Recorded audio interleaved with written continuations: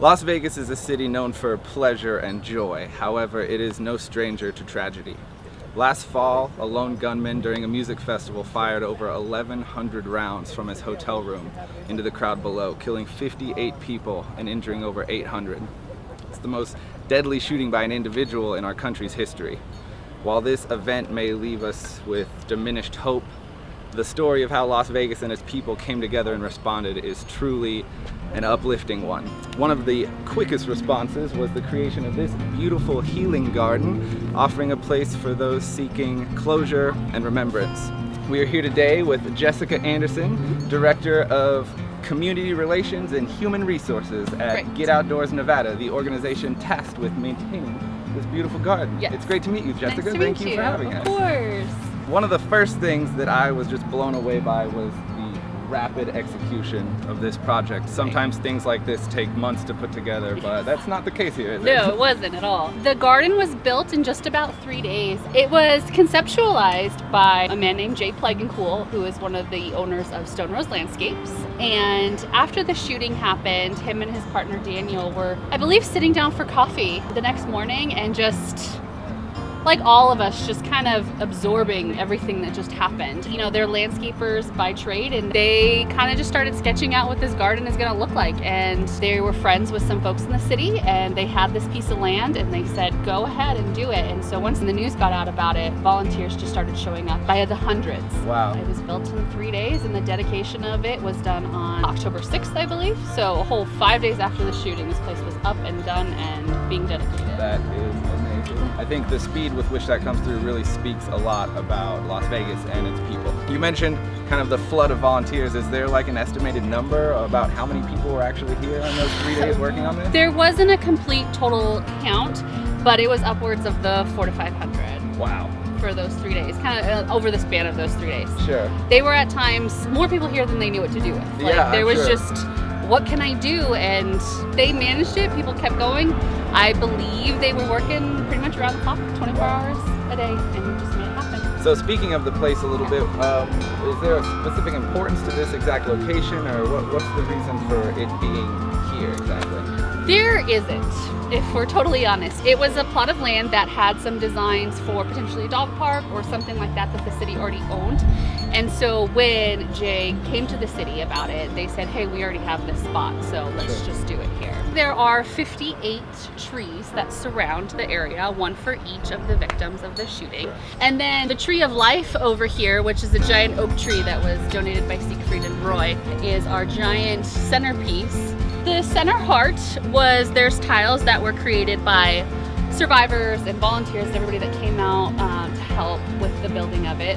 They had a tile section set up so people could give their well wishes, dedicate it to a loved one. So that's really special for a lot of people because everything that was created here was done by companies from here, by the locals here. Right. Yeah, exactly. So it means a lot to everybody to come here and have their tiles here and just have that element. Sure. One of the things you immediately notice, this place is not stagnant. Everything's kind of moving and there's things spinning and whirling. This place feels alive while you're here. It feels like, I don't know how to describe it. It's real. It feels very real. It is. It's a community garden, so we always want people to come and bring things. And, you know, the families decorate their trees. They're adding sculptures and wind chimes, and that's really important. I mean, this whole place was created by the community, and it's kept by the community, and it's made beautiful by the community. I mean, all the rocks, all the colors, we didn't do that. That just happened. Yeah. And so that's what's really special.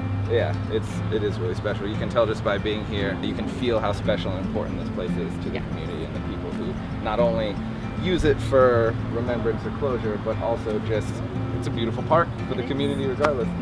What are kind of the ideas going into the future? Obviously, you know, maintaining this as much as possible, but are there any plans kind of in the long term with the park? Yeah, absolutely. Our remembrance wall right here is just made out of pallets, and anybody who lives in Las Vegas will understand that that is not going to survive. Right. Sure. So we are in the process right now of the plans and a permanent remembrance wall, so that it won't be pallets anymore. So we'll kind of redo this whole area so that it's something that can stay and it can survive the elements that we have. There'll still be elements of this, the wood, where people can hang things and everything, but the whole wall won't be wood.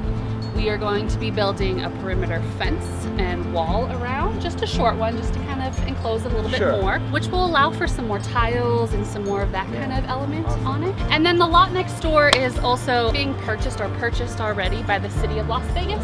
So eventually we will expand over there as well. Great. So it'll be bigger. Even growth. Yes. Wow, that's amazing. So you mentioned the trees and kind of this tree of life. I read something online about 10,000 flowers being planted. What is there a specific kind of meaning behind that? No, we're just crazy. No, it was kind of just this vision to have this garden just blooming with yellow daffodils. Life. Yes, So exactly. much life and color.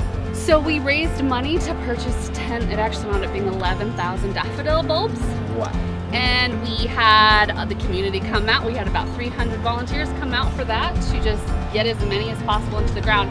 And when you walk around, you'll be able to see. That's what I was doing before you guys got here, was taking pictures and putting it on Facebook because people are waiting. It's a little early for daffodil sprouts, but I can There's only a couple imagine of them, in about a month it's going to be beautiful here.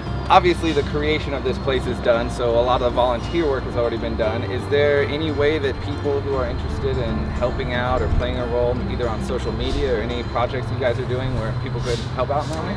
Absolutely.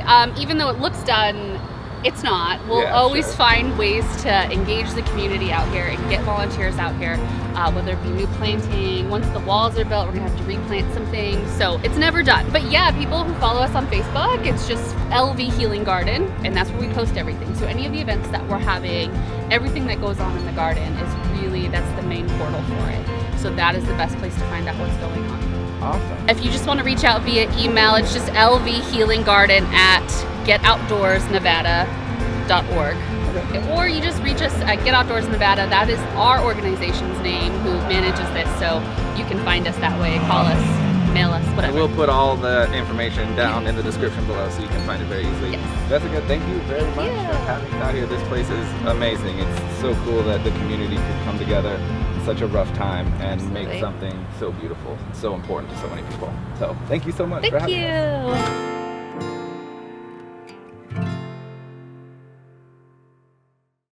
Wow! Ah! What a trip! Hey! Las Vegas has been quite a time. I'm so excited to have gotten to show you guys some of the lesser known places of Las Vegas. Yeah. And not just the, glitz and glam of the Las Vegas Strip. You should definitely visit all of those places that we went. All those 'Cause places they are we went to. amazing. Amazing. And different. And Yeah. different and not what And you would apart. expect from They're- Las Vegas. They're apart from Las Vegas. Different. With that being said, however, we've never been to the Las Vegas Strip. So